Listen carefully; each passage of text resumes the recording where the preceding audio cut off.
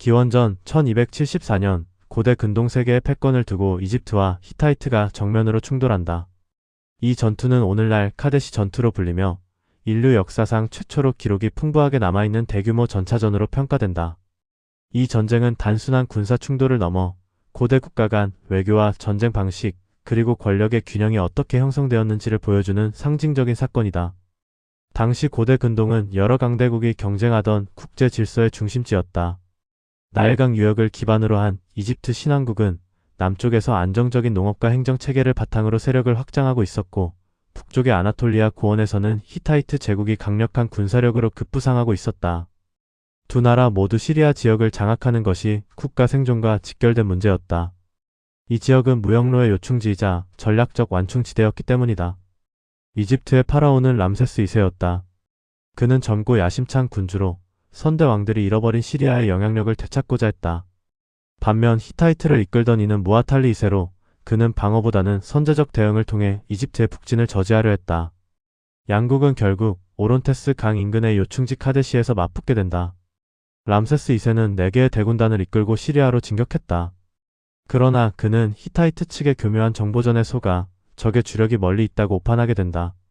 실제로 히타이트군은 이미 카데시 성 뒤에 대규모 병력을 숨기고 있었고, 수천 대에 달하는 전차를 전투 준비 상태로 배치하고 있었다. 이집트군은 행군 대열이 길게 늘어진 상태에서 기습을 당했고, 전투는 순식간에 혼란에 빠졌다. 히타이트 전차는 당시 기준으로 매우 진보된 무기 체계였다. 3명이 탑승하는 무거운 전차는 강력한 돌파력을 지녔고, 빠른 속도로 이집트 진영을 휩쓸었다. 이집트 군영은 무너졌고, 람세스 2세는 고립된 채 패배 직전에 몰렸다. 이 순간은 이집트 기록에서조차 위기의 순간으로 묘사된다. 그러나 전투는 여기서 끝나지 않았다. 람세스 2세는 남은 친위대와 함께 반격에 나섰고, 후방에서 토착한 증원 병력이 전장에 합류하면서 전세는 다시 균형을 찾기 시작했다. 오론테스 강변에서는 수천 대의 전차가 충돌하며 먼지와 함성이 뒤섞인 격전이 이어졌다. 이 전투는 하루 만에 끝났지만 그 규모와 격렬함은 고대 세계에서 전례를 찾기 어려운 것이었다. 결과적으로 카데시 전투는 명확한 승자를 가리지 못한 채 종료되었다. 이집트는 카데시를 완전히 장악하지 못했고, 히타이트 역시 이집트군을 괴멸시키는 데 실패했다. 그럼에도 불구하고 람세스 2세는 귀환 후 자신을 위대한 승리자로 선전했다. 이집트의 신전벽에는 파라오가 홀로 적을 무찌르는 장면이 거대한 부조로 새겨졌고, 카데시 전투는 신의 가호를 받은 영웅 서사로 재구성되었다.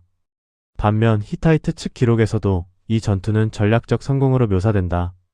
실제 역사학자들은 이 전투를 전략적 무승부로 평가한다. 어느 한쪽도 결정적인 우위를 확보하지 못했지만 양국 모두 막대한 피해를 입었고, 더 이상의 전면전은 부담이 컸다. 이 전투의 진정한 의미는 그 이후에 드러난다. 수십 년간의 긴장 끝에 이집트와 히타이트는 결국 화해의 길을 택했다. 이는 인류 역사상 가장 오래된 국제조약으로 알려진 평화조약으로 이어졌으며, 상호 불가침과 동맹을 명문화한 문서가 점토판과 석비로 남았다.